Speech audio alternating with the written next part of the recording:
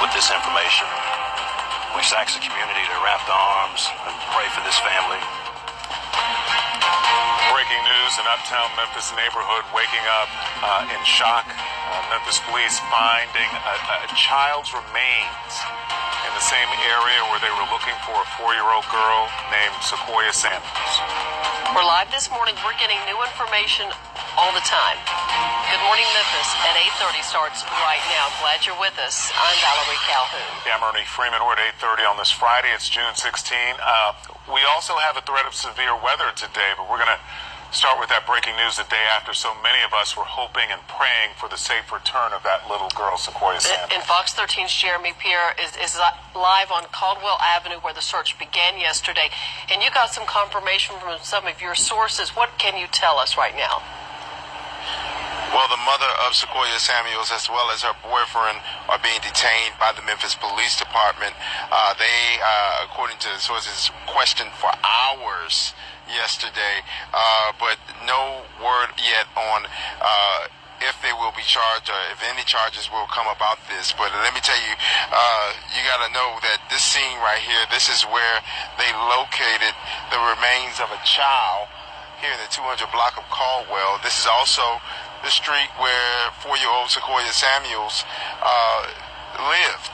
So right now, a lot of people are trying to piece together what happened, you know, and just to hear of any remains of a child being found, especially in such a desperate search for this 4-year-old, it makes your heart drop for sure. Now, what I can tell you is that, again, these remains of a child, they have not been confirmed to be Sequoia Samuels, 4-year-old Sequoia Samuels. We're working right now to gather that information, as well as learn what's next for the mother of Sequoia Samuels, as well as the boyfriend of Sequoia, Sequoia's mother. We want you to stay with us all throughout Good Morning Memphis, because we're continuing to stay on top of this story, specifically here on the scene, because we've been seeing Memphis police officers be very protective of a certain area near where you see that Memphis police car, as well as that man walking back to the back. They've been very protective of that area. As a matter of fact, less than about 7 minutes ago, a unmarked Memphis police car rolled up to the scene. That's mainly for investigators, and he walked back to the back area. That's possibly where they located the remains of that child. We're working right now to get that information as well. We want you to stay with us all throughout the remaining hours of Good Morning Memphis. It's going to continue to update you here on the show, as well as on our website, fox13memphis.com. Yeah. I got a quick question for Jeremy. Jeremy, you know, they told us yesterday the child had been seen on some kind of video after 3 in the morning. Have you seen any surveillance cameras around that house that they're surrounding right now? Well, you know, that's one of the things I've been trying to piece together myself, especially getting here so early on the scene.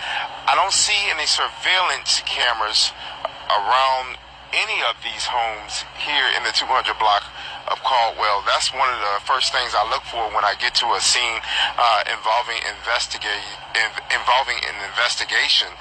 But I haven't seen any surveillance cameras on any of these homes. And as a matter of fact, I think I know what you're pointing to.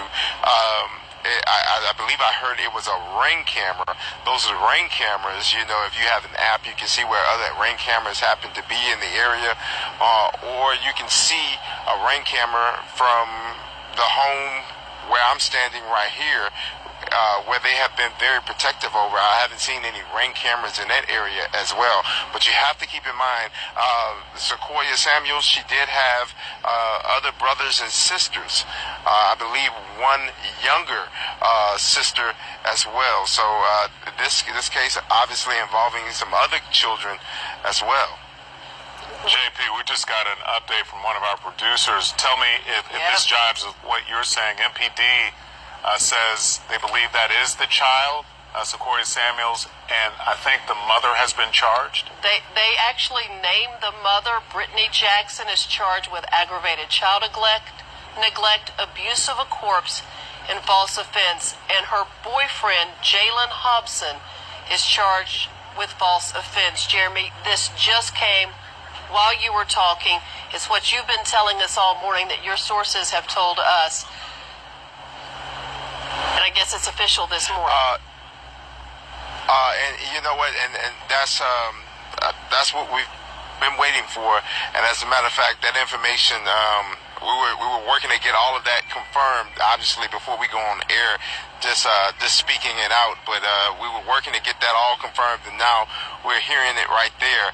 And if I can, let me get on the phone right now with our managing editor and just get an idea of what else we can put out there, because we've been conversing all throughout the morning and piecing together things that we've been hearing from not only sources but people here in this community as to that abuse of a corpse charge.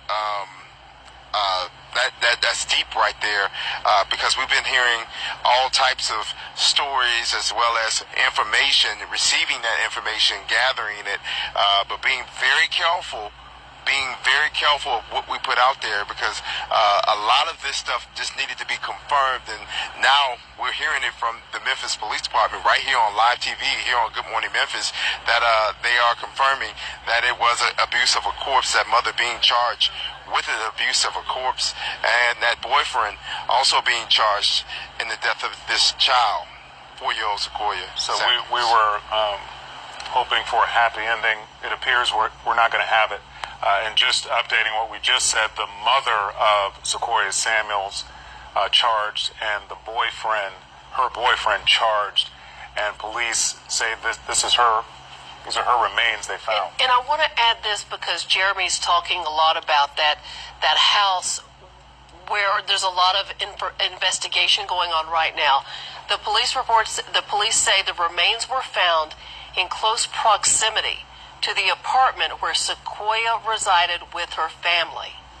They do say, however, a positive identity has not been confirmed at this time, but the mother is charged with aggravated child neglect, abuse of a corpse, and a false offense report, which would be that call that my daughter's missing if they weren't actually missing. Yeah, so they have both, they were detained, now they're charged in this case, and they, again, as you said, they say they haven't made a positive ID, but they believe it's this 4-year-old girl's remains that they found. So this news just coming out.